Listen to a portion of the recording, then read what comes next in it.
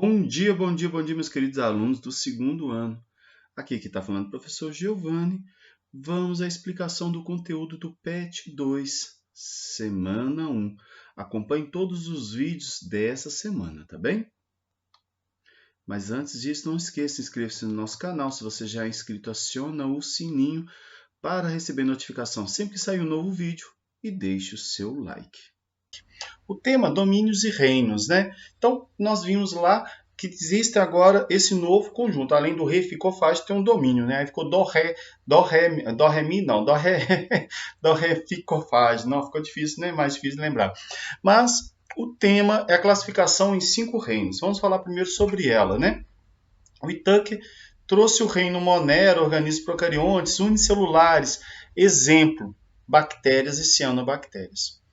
Já o reino protista são organismos eucariontes, unicelulares, autotróficos ou heterotróficos. Exemplo, pode ser protozoários e algas unicelulares. Ah, professor, eu vi lá no livro que coloca a alga pluricelular aqui dentro. Beleza, o problema é deles. Mas não encaixa. Inclusive, desse jeito aí, inclusive, o reino já está caindo também com as algas pluricelulares, então vai cair mais rápido ainda. Então, o reino Fuji, por sua vez, são organismos eucariontes, unicelulares ou multicelulares, né, heterotróficos, não tem autotróficos. Exemplo, cogumelos e leveduras, tá? Já e ainda com o Whittaker, o reino planta, organismos eucariontes, multicelulares e autotróficos. Exemplo, algas, multicelulares e vegetais inferiores e superiores. Apesar de que alguns, né, autores colocam as algas fora, né, trazem ela para dentro, outros colocam fora. Então é uma coisa muito confusa isso aí. E o reino animalia são organismos eucariontes, multicelulares e heterotróficos. Exemplo, animais invertebrados e vertebrados. Então está aqui a divisão em 5 reinos, né? Inclusive, por isso que a gente fala que o protista ele é insustentável. Por quê? Porque ele é polifilético. O que é polifilético? Ele tem mais de uma origem aqui, né?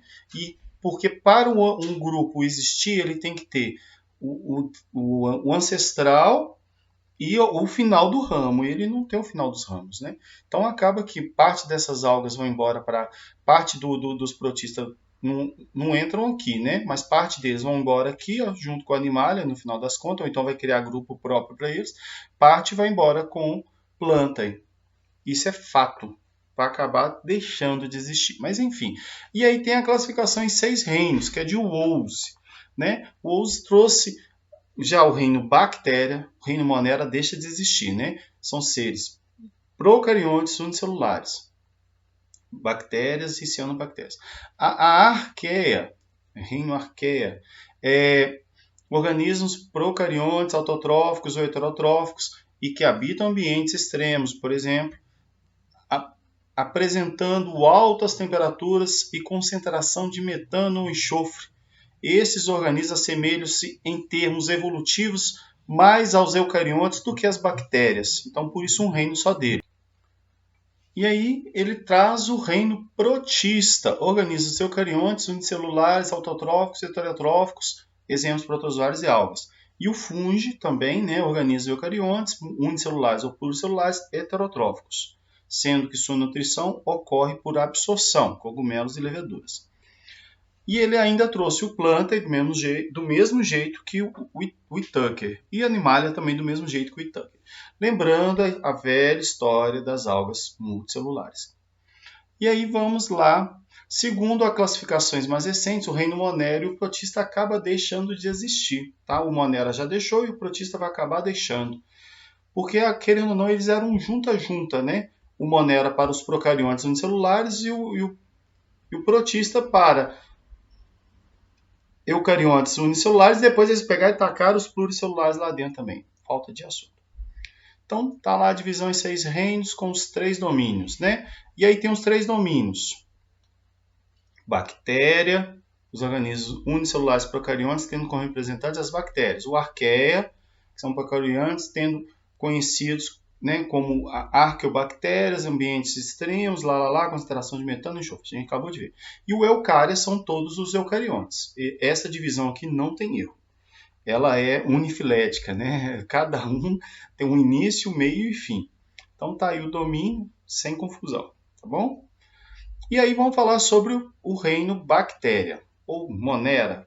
Compreende as bactérias, são as bactérias, organismos celulares procariontes. A maioria desses organismos possui parede celular constituída por peptidioglicanos. Guarda isso. Não são encontradas organelas nas células procarióticas, embora tenha o ribossomo. E também lá no citosol, lá no citoplasma, tem moléculas de DNA circulares, né, chamadas plasmídeos. Ainda sobre eles, o material genético é formado por cromossomos dispersos no citoplasma, quer dizer, não tem parede celular, né? Giovanni. Membrana nuclear, não tem membrana nuclear, reproduzem assexuadamente por bipartição ou cisciparidade. Mas às vezes costuma rolar umas trocas genéticas no reino Monera, tá? Entre planta, entre algo.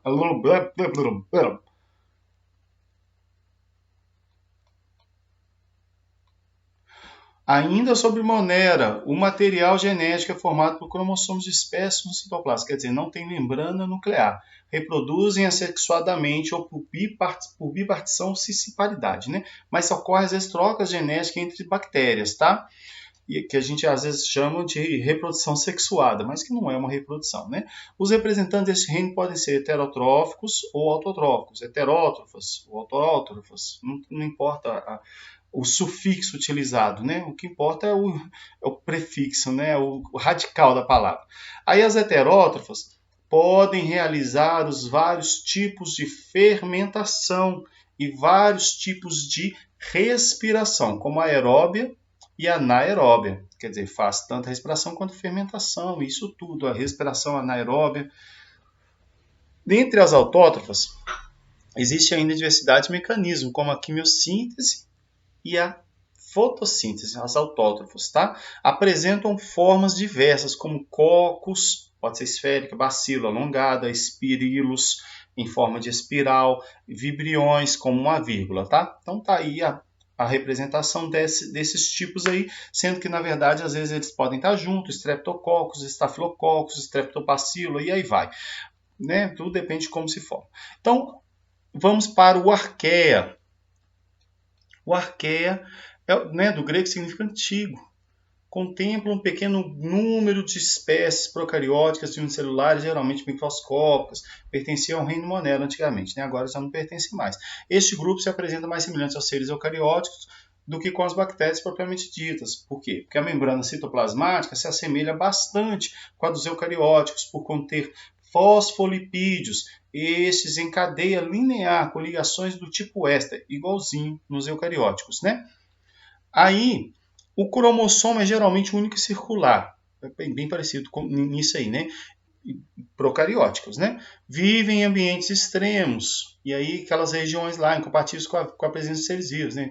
Geysers, vulcões, lagos ácidos, altas concentrações salinas, pântanos onde não chega muitas vezes o ar, tubo digestório de determinados animais, produzindo metano, né? Então, olha a arqueia aí. Acredita-se que este fato se deve à antiguidade do grupo e às poucas mudanças que seus representantes sofreram ao longo do tempo. Quer dizer, eles estão adaptados à terra primitiva. Ou seja, se o mundo começar a ir para o fim, quem vai sobreviver são eles, né? Então, quanto à estrutura desses organismos, pode se apresentar espiraladas, cocos, bastão, bem parecido também com as bactérias, né? A parede celular nesse indivíduo, quando é presente, sempre desprovida de peptídeo glicano, quer dizer, já não tem mais peptídeo glicano. Entretanto, esta varia bastante de acordo com a espécie, indicando que o ancestral poderia ser desprovido de parede. Tá bom? Grava isso também, isso também é importante. Então, olha aí as árqueas, né? Professor, é bactéria? É bem parecido mesmo, né? Então, tema, protista. Os protistas são eucariontes, a maioria dos protistas é unicelular, porém existem algumas pluricelulares e também coloniais, tá? Então, lembrando que eles colocaram as algas aí dentro erroneamente, mas elas estão aí, às vezes, em muitas bibliografias, né? As pluricelulares. Então, alguns protistas são autótrofos, né? Tem alguns que fazem fotossíntese, mas existem muitas heterótrofos. Dentro das heterótrofos, há algumas que são capazes de fazer várias coisas. E tem algumas que fazem as duas coisas, tá? Mixotróficos, às vezes são autótrofos, às vezes são heterótrofos, depende do ambiente, né? E aí, em algumas espécies, observa-se a reprodução sexuada. Nesse caso, aí já começa a aparecer a reprodução sexuada. Mas a maioria é assexuada. Grande parte dos protistas vive em ambientes aquáticos, mas tem aqueles que não vivem em ambiente aquático. Tem alguns que vivem no solo e muitos vivem dentro de outros seres vivos, alguns causando patologias, né? Como são alguns protozoários causadores de doenças, né? O reino protista é caracterizado por ser um grupo de diversos organismos eucariontes, possuem características próprias e são polifiléticos, o que eu tenho falado desde o começo. É formado por vários organismos eucariontes que se diferem das características de fungos, vegetais e animais. Quer dizer, eles pegaram o que não encaixava e enfiou ali dentro. É bem errôneo essa ideia. Então, as algas multicelulares podem fazer parte de outro reino, o reino vegetal. Entretanto, esses organismos são incapazes de formarem tecido verdadeiro. Então já começa a ter incompatibilidade, é por isso que eles pegaram e colocaram aí dentro. A partir disso, houve a necessidade de se criar um reino próprio, para que as características fossem estudadas de forma separada, mas ainda não foi feito, tá bom? Então, tem gente que coloca lá, tem gente que coloca cá, mas seria, né, tem esse impasse ainda até hoje de onde vai. Então tá aí o reino protista, né? Um protozoário aqui, o Trypanosoma cruz. Temos aqui algumas de forma livre, que inclusive são até autótrofos, que tem as espículas, aquela coisa toda. Tem as algas unicelulares, a alga vermelha aqui, né? Tem aqui a alga parda, que aí é o impasse, né? Para onde que ela vai? Se ela vai para as plantas, se ela fica aí. O reino fungi são organismos heterotróficos, eucariontes, que podem ser unicelulares e multicelulares. Pluricelulares, eles formam filamentos, hifas, micélio. Os cogumelos, por exemplo. Os unicelulares, as leveduras, tá? Mas que não formam um grupo. Não existe o grupo levedura. Levedura é uma característica, vamos dizer assim, que é o fungo unicelular. As leveduras não são um grupo taxonômico, acabei de falar. Então, as células que formam os fungos apresentam paredes celulares ricas em quitina. Ó, reapareceu a parede celular. Quitina. Então, e aí a nutrição dos fungos é heterotrófica, né? Não tem autotrófico, e aí eles podem ser saprófitos, alguns às vezes são parasitas, alguns são simbiontes, e aí vai, né? E aí tá os exemplos, né? O cogumelo, dois tipos de cogumelo, tem um fungo filamentoso aqui que é o polor do pão, temos também aí um outro filamentoso aqui, né? Com os esporos saindo, inclusive, e aqui tem uma levedura, tá bom? Então, o reino planta, os organismos são multicelulares, com células eucarióticas e autotróficos, né? Produzem próprio alimento. Parede celular de celulose. Olha, ela reapareceu agora de novo, também diferente. Em sua parede, né? E também tem vacúolos e o cloroplasto em seu interior. Então, quer dizer, eles são os autótrofos que têm cloroplasto agora. Os outros não tinham, não. Tá bom? Deixei isso bem claro. Só lá no reino protista que aparece alguns com cloroplasto, mas agora todos têm. A maioria possui células que formam tecidos. Tá? Então estão aí as briófitas, as pteridófitas, a gimnosperma e a angiosperma. Tá bom? Isso aí é tema para outra aula, né? Então temos o reino animalia, ou metazoa, né? São organismos multicelulares, eucariontes, que apresentam nutrição heterotrófica, todos, né? Então, uma das características marcantes é a capacidade de locomoção, embora existam algumas espécies que são sésseis, né, fixas, não se locomovem, como os poríferos lá, né, as esponjas. Mas, embora na fase larval, eles também se locomovam. Né? Os animais possuem células que formam tecidos, com exceção dos poríferos, que não formam tecidos. Tá? Então, tá aí a diversidade de animais. Bem complexo, né? Então tem aqui um quadro que está lá no PET comparativo, né? E aí nós temos lá os domínios, né, e as características. Envoltório nuclear. Os procariontes não tem, só a eucária que tem, né? Número de cromossomos, 1 nos procariontes, eucarionte vai ter mais de 1. Configuração cromossômica, circular nos procariontes e linear nos eucariontes. organelas membranosas ausentes nos procariontes e presentes em eucário. Lá no PET tinha uma questão lá, organelas. Não escreveu que era membranosa. E procarionte tem ribossomo, então é presente. É presente. Citoesqueleto ausente nos dois procariontes e no eucarionte presente. Fotossíntese com uso de clorofila. Tá? No arqueia não faça, não usa isso aí, tá? Então, bactéria presente e eucária também presente. E aqui eu queria chamar a atenção.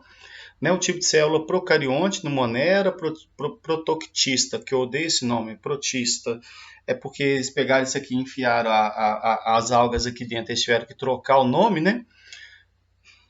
Fungo eucarionte, planta eucarionte, animal eucarionte. A organização do corpo, se é uni ou pluricelular. Nutrição, autótrofo ou heterótrofo, você tem acesso aí, o ambiente que habitam. Você vai ser aquático terrestre. Hábito de vida, se é livre, parasita ou decompositor, coisas desse tipo assim. E exemplos, né? Aí tem os exemplos aí, bactérias e arqueias, ainda com Monera como um reino único, né? Mas aí eu queria abrir esse parênteses, a parede celular. Monera é presente, mas é de peptídeo glicano. Protoctista, ausente. Fungo, presente, mas é de quitina. Planta, presente, mas é de celulose. E animalia, ausente. E aí eu chego justamente na questão que me deu dor de cabeça aqui, porque teve gente me xingando aqui no canal, dizendo que eu estava errando, que está errado. Olha aqui, ó. Onde que desaparece a parede celular? Tinha gente brigando falando que é o 5, porque animal não tem parede celular, mas protista também não tem. Então, a parede celular desaparece aqui já na formação das células eucariontes, porque ela vai reaparecer aqui e vai reaparecer aqui, tá? Porque lá no outro vídeo eu explico essa ideia do conceito de parcimônia. Quanto menos eventos ocorrerem, melhor. Você vai falar assim, professor, ocorreram 3 eventos.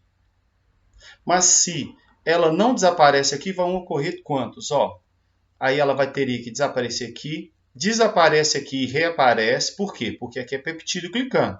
Aí vai reaparecer aqui com celulose, desaparece aqui e aparece de novo com quitina, e aí desaparece de novo para animal. Olha que tanto de evento que teria que ocorrer. Então, com certeza, é o número 1 que é o desaparecimento da parede celular. Tá bom? Então, no mais, eu agradeço pela sua atenção. Beijo para quem de beijo, abraço para quem de abraço. Tchau, com Deus. Até a próxima.